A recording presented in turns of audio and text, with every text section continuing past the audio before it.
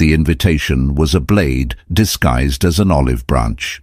Liam Sterling, a man who built his empire on my discarded dreams, was inviting me, Isabel Ross, to the 10th anniversary gala of his architectural firm. He called it a gesture of no hard feelings. I knew what it really was, a public coronation for his new life and a final humiliating nail in the coffin of ours. He expected the mousy, broken woman he'd left behind. He was about to meet the woman I became in the ashes. The invitation wasn't just paper. It was a ghost, thick, cream-colored cardstock, the kind that costs more than a week's worth of groceries used to. Liam's new corporate logo, a sleek, arrogant S that looked like a striking snake, was embossed in gold at the top. Sterling Designs cordially invites you to a decade of innovation. I traced the sharp edges with my thumb, the phantom pain of 1,000 paper cuts from our past flaring up. 5 years. It had been 5 years since I'd walked out of our shared life with nothing but a suitcase and the hollow echo of his parting words. "You were always holding me back, Izzy. You just don't have the vision." He wasn't wrong. Back then, my vision was limited to him. My world had been a small, carefully curated diorama of his needs, his ambitions, his schedule. I was the unpaid assistant, the silent partner, the sounding board for ideas I often planted myself, only to watch him harvest them as his own. I'd given up my scholarship to the Art Institute of Chicago to support his fledgling business, believing his success would be our success. It was a naive, girlish dream that shattered the day I found the receipts for hotel rooms and jewelry, purchases that weren't for me. His new wife, Chloe, was the beneficiary. She was younger, a socialite whose father owned half of the real estate Liam now built on. It was a merger, not a marriage. "You're not actually thinking of going, are you?" Maya's voice cut through the fog of memory. She was leaning against the doorframe of my studio, arms crossed, a fierce, protective glint in her eyes. My studio was my sanctuary, a chaotic, beautiful mess of stretched canvases, the sharp scent of turpentine, and the earthy smell of clay. Sunlight streamed through the massive warehouse windows, illuminating dust motes dancing in the air like tiny fairies. This space, this life, was the complete antithesis of the sterile, minimalist penthouse Liam and I had once called home. He sent it to my gallery address, I said, my voice quiet. He wanted to make sure I got it. He wants to show me what I lost.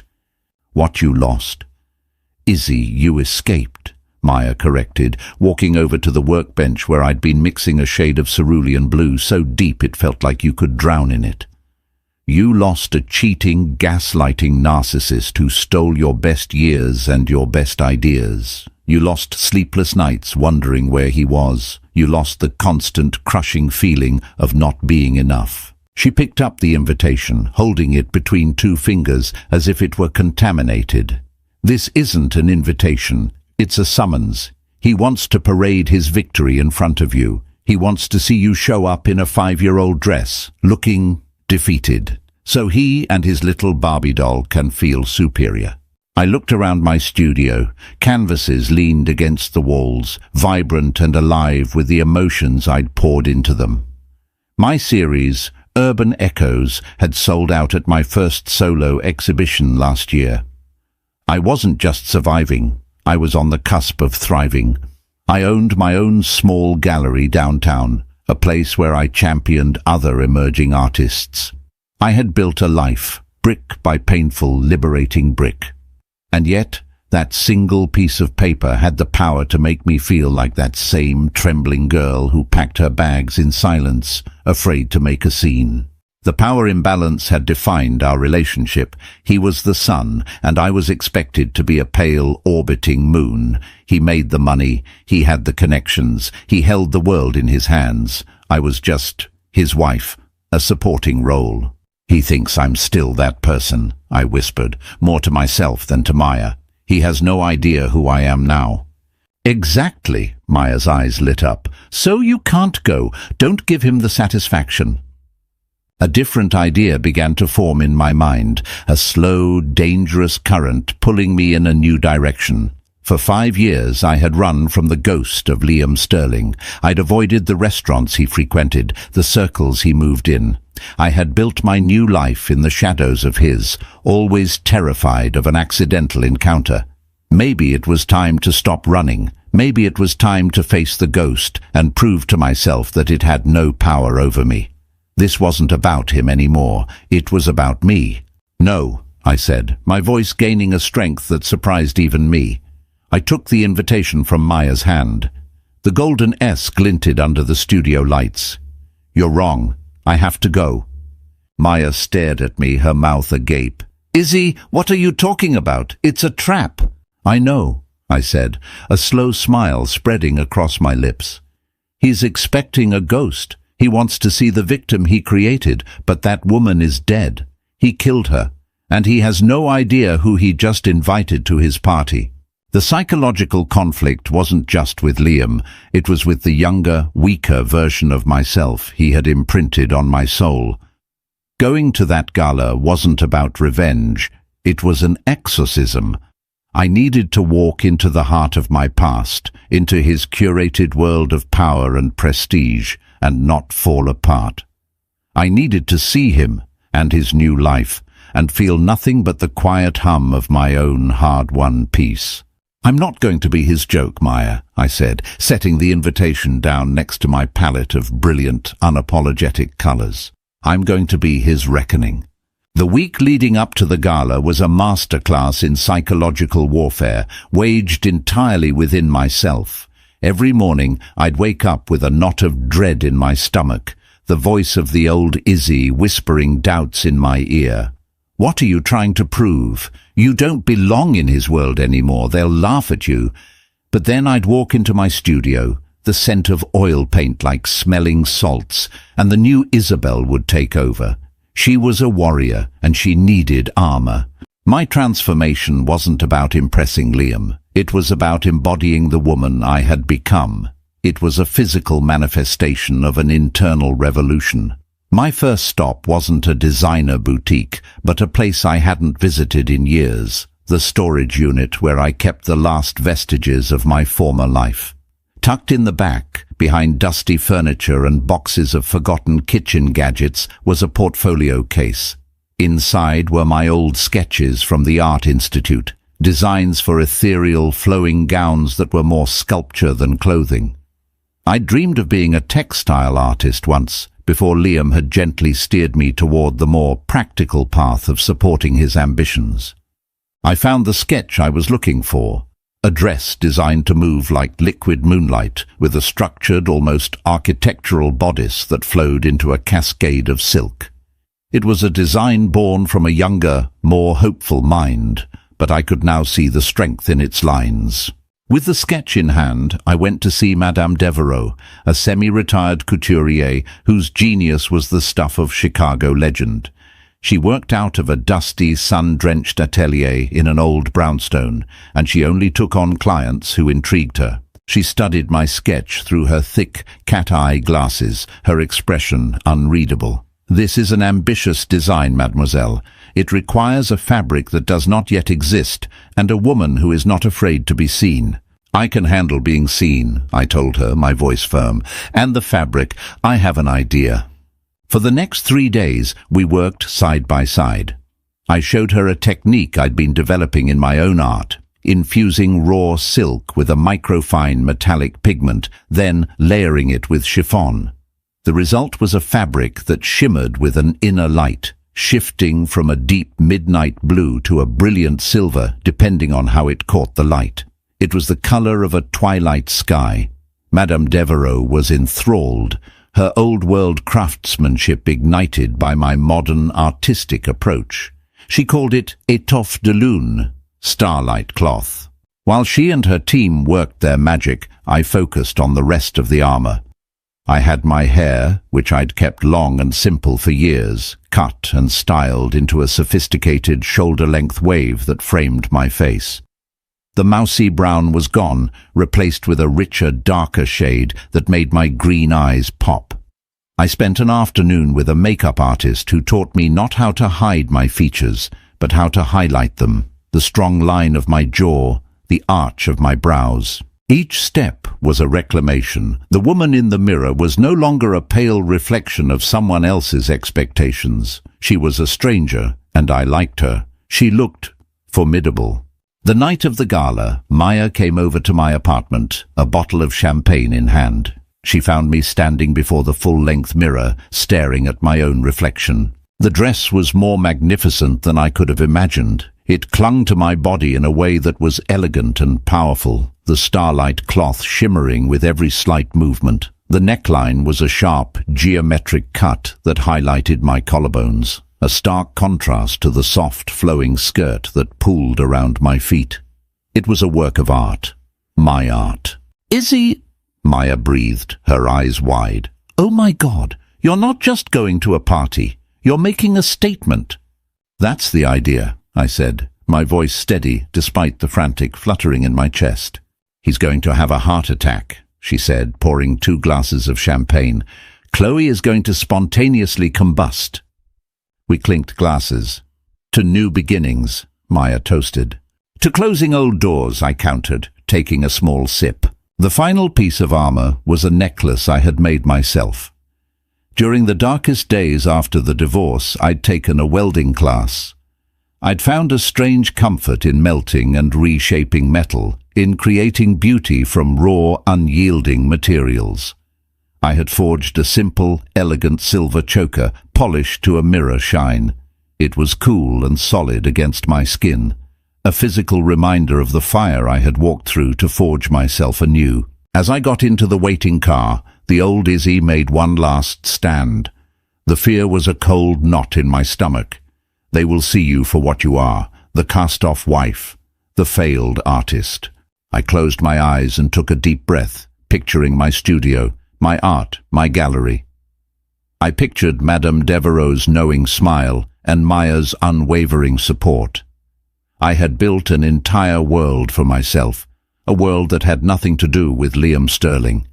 He was a chapter, not the whole story. Tonight I was simply turning the page. "Are you ready, Ms. Ross?" the driver asked, looking at me in the rear-view mirror.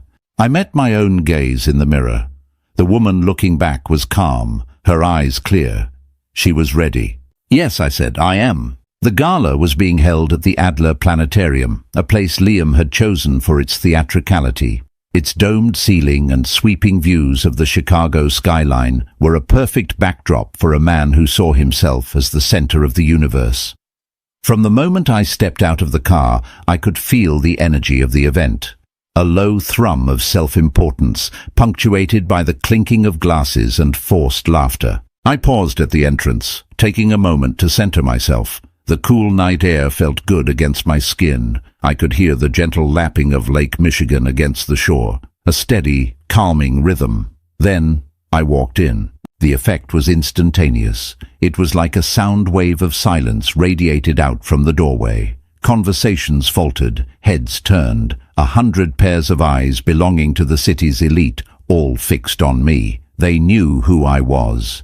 I was Isabel Sterling, the first wife, the discarded starter model. But the woman who stood before them didn't match their memories. I saw the confusion, the shock, the re-evaluation happening in real time. My dress, my étoffe de lune, seemed to drink in the ambient light of the room and reflect it back, creating a subtle aura that was impossible to ignore. I kept my chin high, my shoulders back, and walked into the lion's den, not as prey, but as an equal. And then I saw him. Liam was holding court near the center of the room, a glass of champagne in one hand, the other resting possessively on Chloe's lower back. He looked the same, impeccably tailored suit, a smile that was all teeth, an aura of supreme confidence. He was in the middle of a sentence when the hush fell over the room. He followed the gaze of his audience, his smile faltering as his eyes landed on me. For a full 5 seconds, he simply stared. The practiced charm vanished, replaced by a look of raw, unfiltered shock. His mouth opened slightly, as if to speak, but no words came out. It was as if he was seeing a ghost. but a ghost more vibrant and alive than anyone else in the room. Beside him, Chloe's perfectly manicured hand tightened on his arm. Her smile became a brittle, frozen thing. She was beautiful in a polished, predictable way, a classic blonde in a tight crimson dress that screamed for attention. But as she looked at me, a flicker of pure, unadulterated insecurity crossed her face. In that moment, she wasn't the victor. She was just a woman seeing a threat she had never anticipated. The spell broke. The murmur of conversation started again, but now it was different. It was hushed, urgent. "Is that Isabel?" I barely recognized her. "What is she doing here?" I ignored them all. My focus was on Liam. I gave him a small, enigmatic smile, a slight inclination of my head, and then I deliberately turned away, heading towards the bar as if his presence was of no consequence to me whatsoever. It was a calculated move, a reclaiming of power. I was not here to engage with him. I was here on my own terms. "A glass of your driest champagne, please," I told the bartender. As I waited, I felt a presence beside me. I didn't have to look to know who it was. The expensive, overbearing scent of his cologne was a memory I couldn't erase. "Isabel," Liam said, his voice a low, strained growl. "What the hell are you doing here?" I turned to face him slowly. Up close, I could see the faint lines of stress around his eyes that his expensive grooming couldn't hide. He looked older. "You invited me," I said simply, my voice calm and even. I took the glass of champagne from the bartender. It was a lovely gesture. I was touched.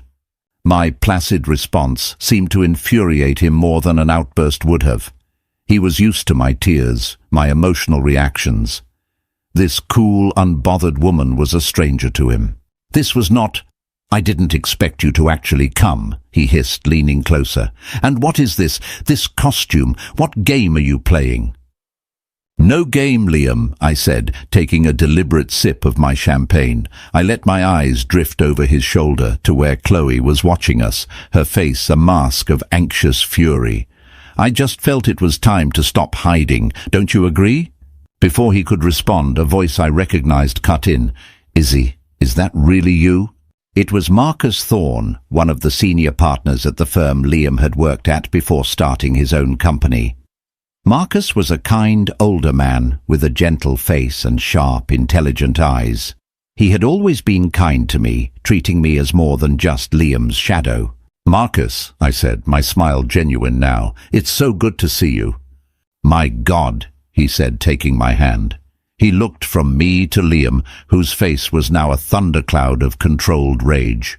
"You look incandescent. I heard you opened a gallery.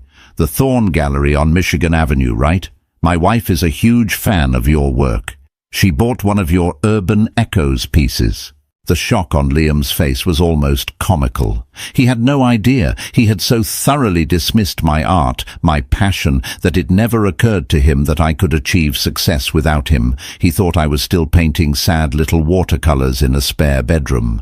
"I'm so glad she enjoys it," I said to Marcus, turning my full attention to him and effectively dismissing Liam. "You must bring her by the gallery sometime soon. I have a new collection I'm preparing." I allowed Marcus to lead me away, leaving Liam standing alone at the bar, his hand clenched around his champagne flute. The power imbalance that had defined our marriage, the one he had tried to reinforce with his cruel invitation, had been completely upended in the space of 5 minutes. He had invited his ex-wife as a joke, expecting a pathetic footnote to his grand story. But the woman who showed up was a story all her own, and he was about to find out he wasn't the main character. Walking through the gala with Marcus Thorne at my side was like having a diplomatic passport. He was universally respected, a titan of Chicago's old guard architectural community, and his open admiration for me was a clear signal to everyone else. The whispers didn't stop, but their tone began to change. The pity was replaced by curiosity, the shock by a grudging respect. "I have to admit, I was surprised to see your name on the guest list," Marcus said, as we found a quieter spot near the massive windows overlooking the glittering city. I was surprised to be on it, I admitted. I suspect it was meant as some sort of closing statement. Marcus's eyes, full of wisdom, met mine. Well, if this is a closing statement, my dear, you're the one delivering it. Liam looks like he's seen a poltergeist. I couldn't help but laugh, a real, genuine laugh that felt liberating in this stuffy, pretentious atmosphere. It felt good to be seen, truly seen, by someone who had known me before and could appreciate the difference. Our conversation was easy and natural. We talked about art, about the changing face of Chicago's architecture, about his wife's charity work. He asked insightful questions about my gallery and the artists I represented. He listened, something Liam had never truly learned to do. With every passing moment, I felt the last vestiges of the timid, insecure woman I had been flaking away like old paint.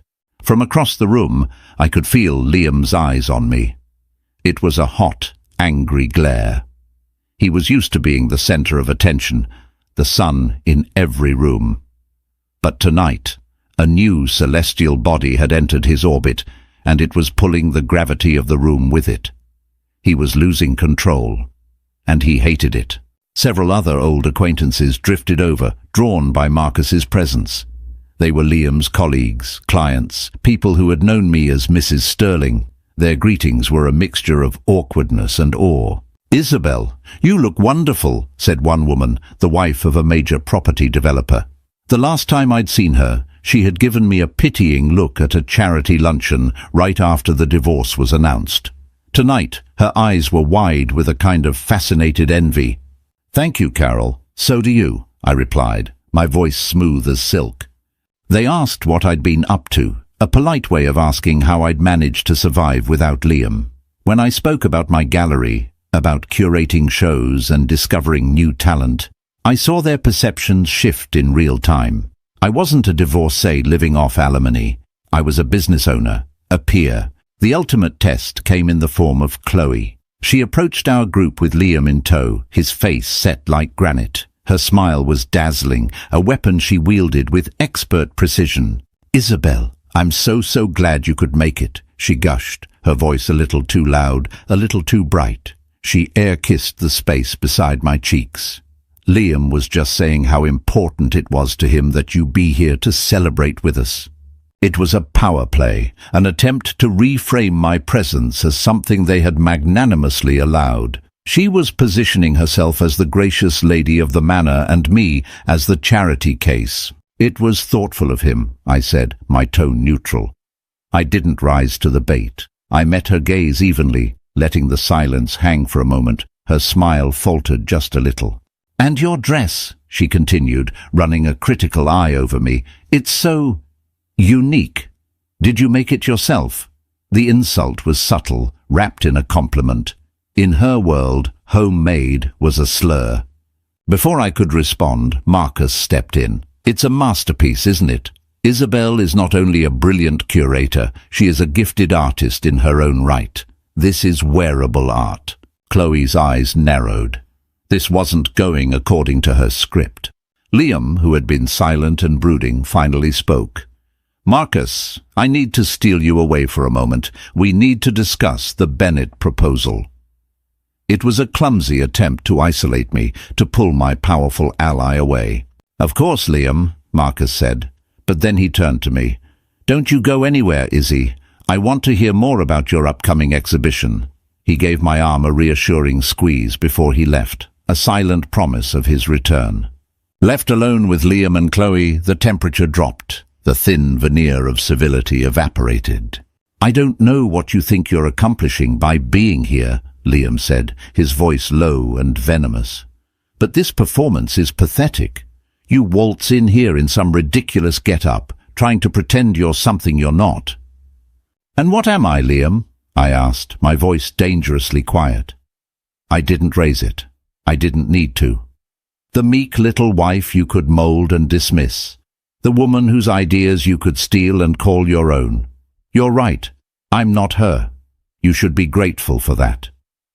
Chloe gasped, a theatrical little sound. "How dare you? Liam built this firm with his own 2 hands." "Did he?" I looked from her perfectly outraged face to Liam's furious one. "Every empire is built on a foundation, Chloe. You should ask him sometime what or who his was built on." I didn't wait for a reply. I gave them a final dismissive smile and turned, walking away with a deliberate, unhurried pace. I could feel their stunned silence behind me. I had planted a seed of doubt, a crack in the perfect facade of their life. The tide of the evening had turned. I came here expecting to weather a storm of pity and condescension. Instead, I had become the storm, and from the look on Liam's face, he was beginning to realize he had nowhere to run. The rest of the evening passed in a surreal haze.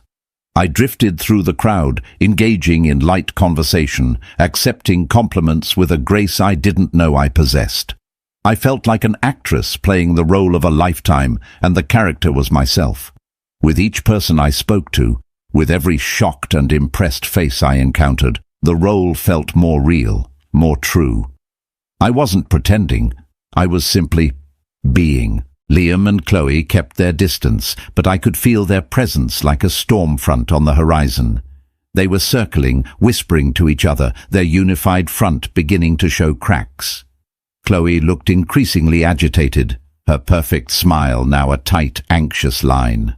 Liam was drinking more than usual, his movements becoming sharper, more aggressive. He was a king in his own castle, and he was watching a peasant lead a rebellion. My conversation with Marcus had spread through the room like wildfire. I was no longer just Liam's tragic ex-wife. I was Isabel Ross, owner of the Thorn Gallery, a rising star in the Chicago art scene.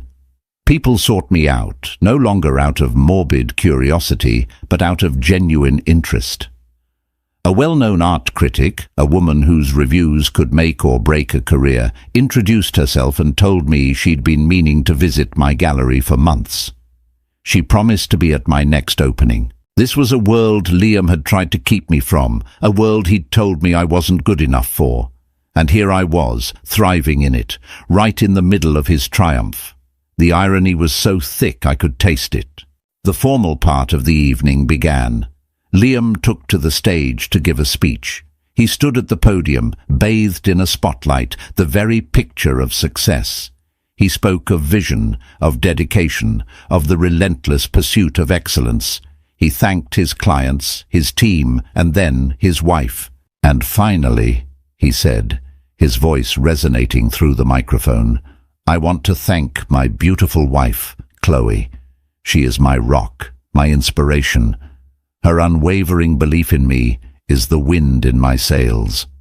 The crowd applauded politely. I stood near the back, my champagne glass still in hand, and I watched him. He was performing, just as I was.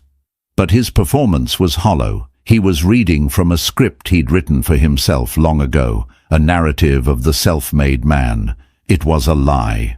As he spoke, my mind drifted back to the early days, the tiny apartment we shared, the stacks of takeout containers because neither of us had time to cook. Me poring over his blueprints until 3 in the morning, sketching suggestions in the margins, helping him rework flawed designs, brainstorming names for the firm he dreamed of. I remembered the night he'd been on the verge of giving up, completely demoralized after losing a major bid. I was the one who sat with him, talked him through it, and sketched out the preliminary concept for what would become his first breakthrough project, the waterfront revitalization.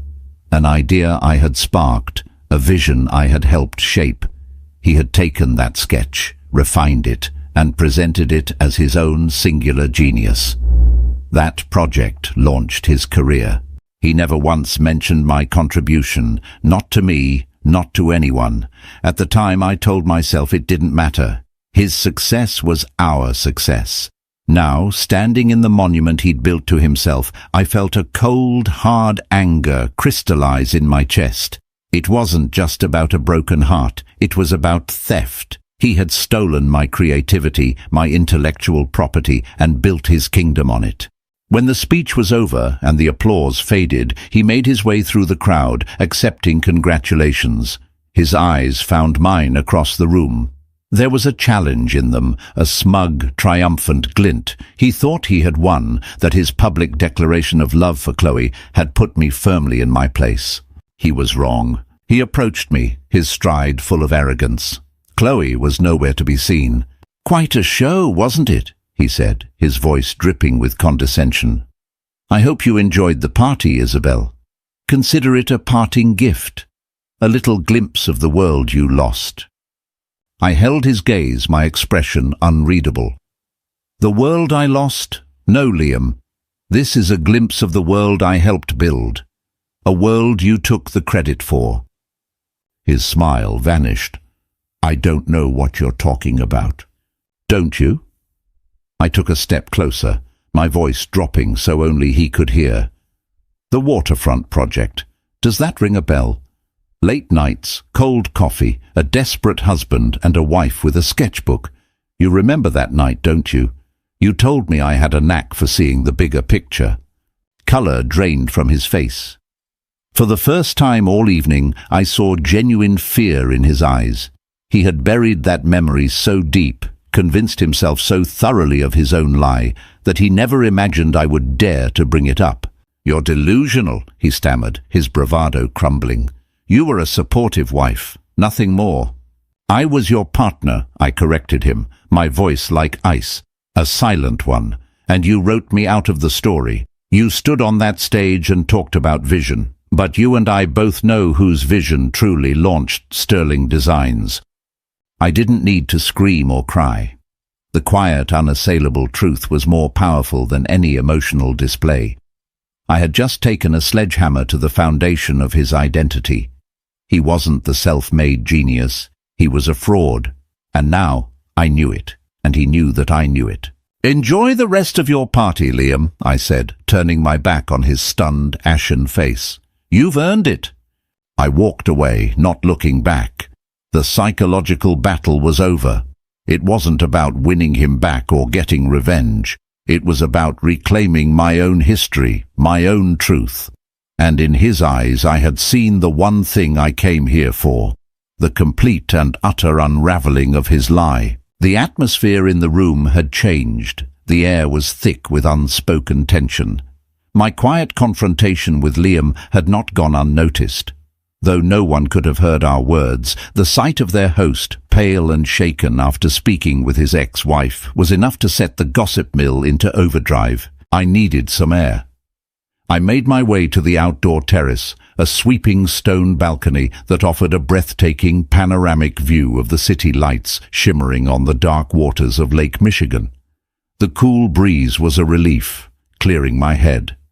I leaned against the balustrade, closing my eyes for a moment, letting the distant city sounds wash over me. I had done what I came to do. I had faced my dragon and walked out of the fire unscathed. The rest of the night was just epilogue. "Quite a view, isn't it?" Marcus Thorne's voice was a gentle intrusion. He came to stand beside me, holding 2 fresh glasses of champagne. He handed one to me. "It's my favorite thing about this city," I said. "It always looks like it's full of promise." "A bit like yourself tonight," he observed, his eyes kind. "I saw you speaking with Liam. I hope he wasn't bothering you." "He was just reminiscing," I said, choosing my words carefully. Marcus took a sip of his champagne, studying me over the rim of his glass. "You know, I was always fond of you, Izzy. You had a fire in you, a sharp mind. I often thought you were wasted, playing the role of the dutiful wife." His validation was like a balm on an old wound. I thought that was the role I was supposed to play. "Roles are cages, if we let them be," he said wisely. "It seems you've broken out of yours spectacularly. The talk of the party isn't Sterling Designs' 10-year anniversary, it's Isabel Ross." We stood in comfortable silence for a few minutes, watching the city breathe. It was a moment of peace in the midst of the emotional battlefield I had just navigated. But the war wasn't quite over. The terrace doors slid open with a sharp swoosh, and Chloe stepped out. She had shed Liam and was now on a solo mission. Her crimson dress looked garish under the soft moonlight. She approached me, her heels clicking aggressively on the stone. "There you are," she said, her voice tight with forced pleasantry. She completely ignored Marcus. "I was hoping for a chance to talk to you, woman to woman." I straightened up, my internal alarms on high alert. This was not going to be a friendly chat. "Chloe," I acknowledged coolly, "I just want you to know that I understand this must be difficult for you," she began, her tone dripping with condescension. "Seeing all of this, seeing Liam so happy, it must be a painful reminder of what you lost." This was her strategy, to paint me as the jealous, bitter ex-wife, a narrative she could control. "I'm not in pain, Chloe," I said calmly. Her eyes flashed. My refusal to play the victim was infuriating her. "Oh, please, you can drop the act. Coming here dressed like that, trying to make a scene, it's all rather pathetic. You need to accept that you lost. I won. He chose me." "He didn't choose you, Chloe," I said, my voice dangerously soft. "He chose your father's money. It was a business transaction. And you chose a man who would build you a beautiful house on a rotten foundation. So in a way, I suppose you're perfect for each other." A strangled sound escaped her lips. She looked around wildly as if searching for a weapon. Her eyes landed on the full glass of red wine someone had left on a nearby table. In a move that was both clumsy and vicious, she stumbled, lurching towards me and sloshing the dark red liquid all down the front of my dress. "Oh my God!" she shrieked, her performance of shock worthy of an Oscar. "I am so sorry. I'm so clumsy." A dark, ugly stain bloomed across the shimmering fabric of my starlight cloth. It was a deliberate act of vandalism, a desperate attempt to ruin my poise, my art, my moment. The old Izzy would have crumpled, burst into tears, and fled in humiliation. But the old Izzy was gone. I looked down at the stain, then up at Chloe's triumphant, faux-horrified face, and I smiled. "Don't worry about it, Chloe," I said, my voice ringing with clarity in the sudden silence on the terrace. Marcus was staring at her, his face a mask of utter disgust. Accidents happen. Then I did something she never could have anticipated. I picked up my own glass of golden champagne. With a steady hand, I tilted it and poured the effervescent liquid directly over the red wine stain. "A little club soda or champagne is the best thing for a red wine stain," I explained to her, as if she were a child. "It helps lift it right out, you see?" The champagne fizzed, diluting the red into a pale, watery pink. The stain was still there, but it was muted, softened. My action was so unexpected, so full of calm control, that it completely defused her attack. I had taken her act of aggression and turned it into a domestic science lesson. She stared at me, speechless, her mouth opening and closing like a fish.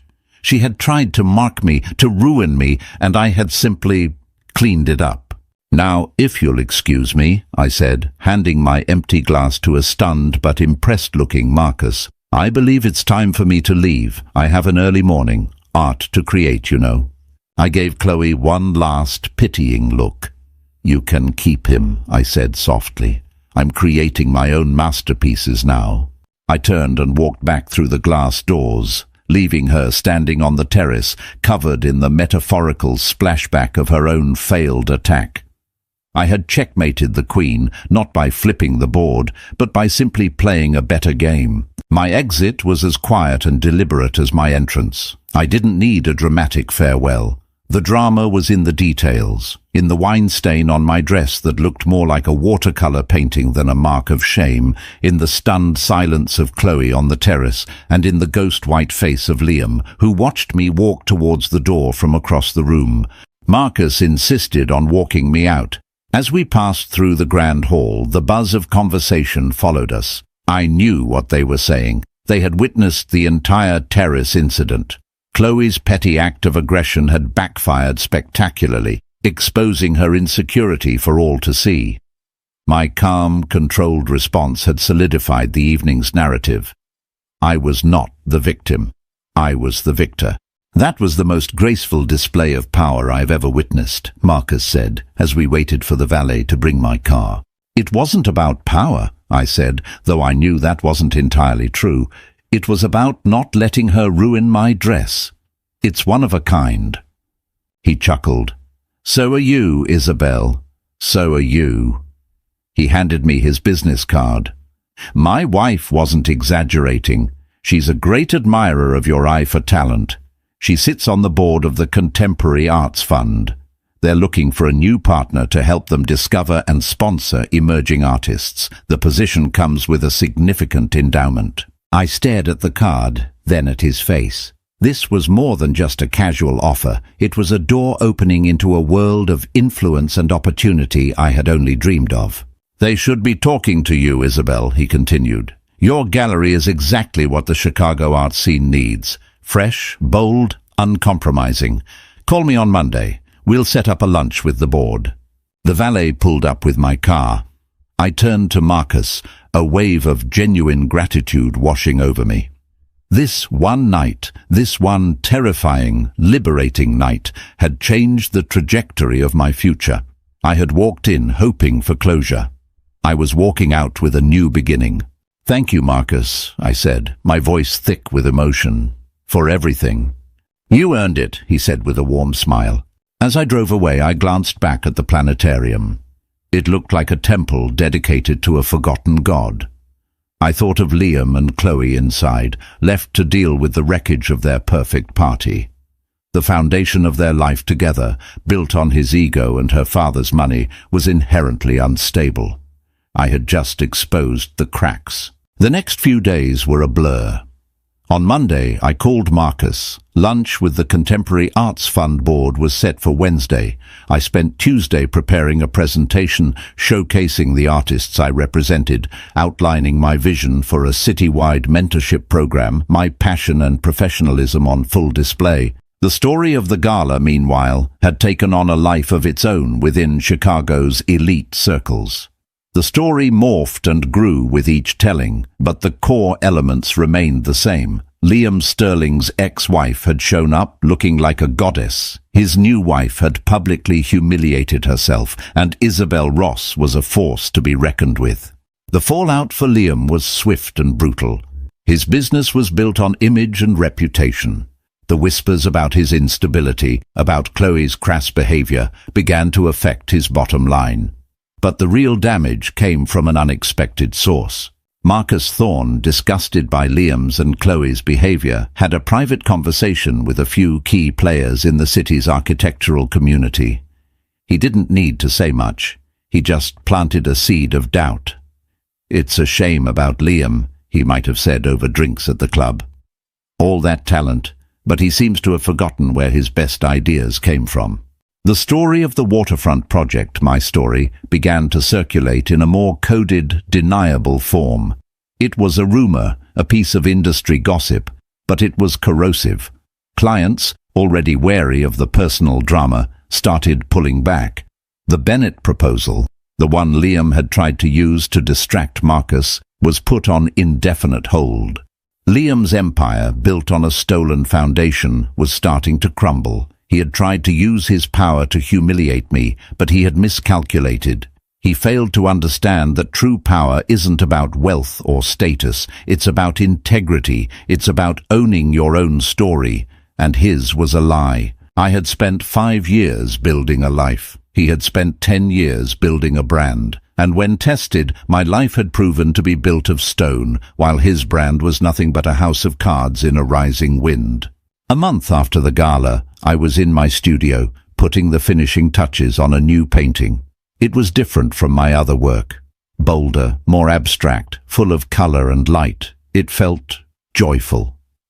The partnership with the Contemporary Arts Fund had been confirmed. My gallery was expanding. My life was moving forward at a dizzying pace. And for the first time, I wasn't afraid of the future. I was excited by it.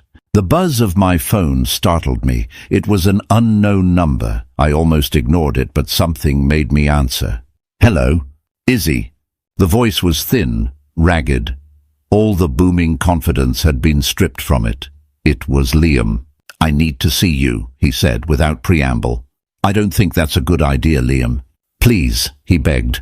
And the word was so foreign in his mouth it shocked me into silence. "Just once, to talk, my office." Against my better judgment, I agreed.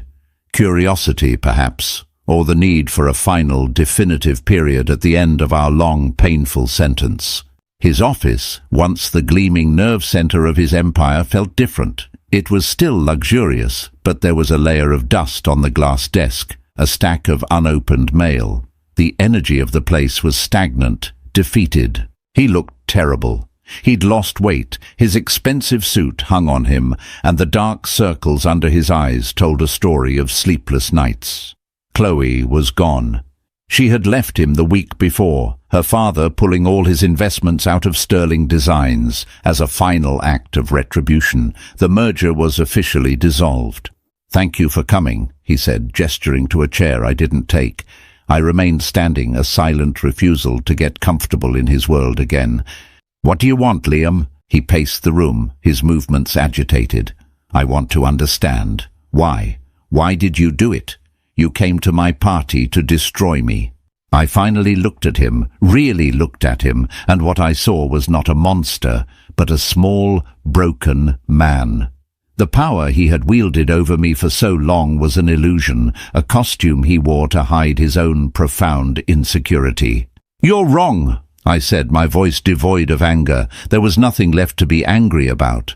"I didn't come to destroy you. I came to save myself. I came to prove to myself that you had no more power over me. The rest, all of this," I gestured around the failing office, "this is the consequence of your own choices, your own lies." He stopped pacing and stared at me, his eyes searching my face for a flicker of the old Izzy, the one who would have comforted him even after he had hurt her. She wasn't there. "The waterfront project," he whispered, the words like smoke. I was desperate. I was going to fail. That sketch, it was brilliant. I told myself it was for us, that our success would justify it. "There is no us, Liam," I said softly. "There hasn't been for a very long time. You built your career on my silence. Did you really think it would last forever?" He finally sank into his chair, his head in his hands. He didn't cry. He just seemed to deflate, all the air going out of him. "What do I do now?" he asked the empty room. It wasn't a question for me. It was the desperate plea of a man who had lost his own story. He had spent so long playing the part of the genius architect that he had no idea who he was without the costume and the stage. My redemption was never about his destruction. It was about my own rebirth. Seeing him like this, stripped of his power, his prestige, his wife, I felt nothing. Not triumph, not pity, not even the ghost of love. Just a profound and final sense of release. He was a stranger. Our story was over. "That's for you to figure out," I said, my voice gentle but firm. "Goodbye, Liam." I turned and walked out of his office, out of his building, and into the bright Chicago sunlight. I didn't look back. There were no more ghosts behind me. The echoes of the past had finally faded into silence, replaced by the beautiful, vibrant sound of my own life, waiting to be lived. 6 months later, the Thorn Gallery was a hub of vibrant activity. The partnership with the Contemporary Arts Fund had allowed me to take on 3 new artists, and the opening night of our first joint exhibition was a massive success. The gallery was packed with critics, collectors and art lovers, the air buzzing with excited conversation. I stood near the back, watching the scene unfold. My new painting, the joyful, abstract piece I'd finished the day Liam called, hung in a place of honor. I had titled it Unwritten. Marcus found me, a proud, fatherly smile on his face. "You've done it, Isabel," he said, his voice warm. "You've changed the conversation in this city." "We've done it," I corrected him, smiling back. Our relationship had evolved into a beautiful friendship and a powerful professional alliance. He was my mentor, my champion. His belief in me had been a crucial catalyst, but I knew deep down that I had been the one to do the work. I had found my own strength. Across the room, I saw the art critic who had introduced herself at the gala. Her review of the show had been a rave, singling out my curator's eye for raw, emotional truth. The truth. That was what it had all been about. Living my own truth, unapologetically. Later that evening, after the crowds had thinned, Maya and I were closing up. "Do you ever hear about him?" she asked quietly, polishing a glass. I knew who she meant. I had heard whispers. Liam had sold his firm for pennies on the dollar and moved away. Some said he was in California, trying to start over. Others said he was living with his parents. I didn't know, and I didn't care. His story was no longer connected to mine. He was a footnote in a book I was no longer reading. "No," I said honestly, "I don't." She looked at me, her eyes searching. "Are you happy, Izzy?" I looked around the beautiful space I had created, at the art that lined the walls, at the reflection of the strong, confident woman in the gallery window. My life wasn't a fairy tale. It was real, and it was mine. It was a blank canvas, and every day I got to pick up the brush and decide what masterpiece to create. "Yes," I said, and the word was as solid and as true as the ground beneath my feet. "I really am." Isabel's journey wasn't about revenge, it was about reclamation. She walked back into her past, not to burn it down, but to retrieve the parts of herself she had left behind. She reminds us that true power isn't about the life you project to the world, but the one you build within yourself, brick by honest brick. Her story is a testament to the fact that sometimes the most beautiful art is the life we create from the ashes of who we used to be. It proves that the end of one story can be the magnificent, unwritten beginning of another. If this story of transformation and empowerment resonated with you, please hit the like button, share it with someone who needs to hear it, and subscribe for more tales of redemption and strength.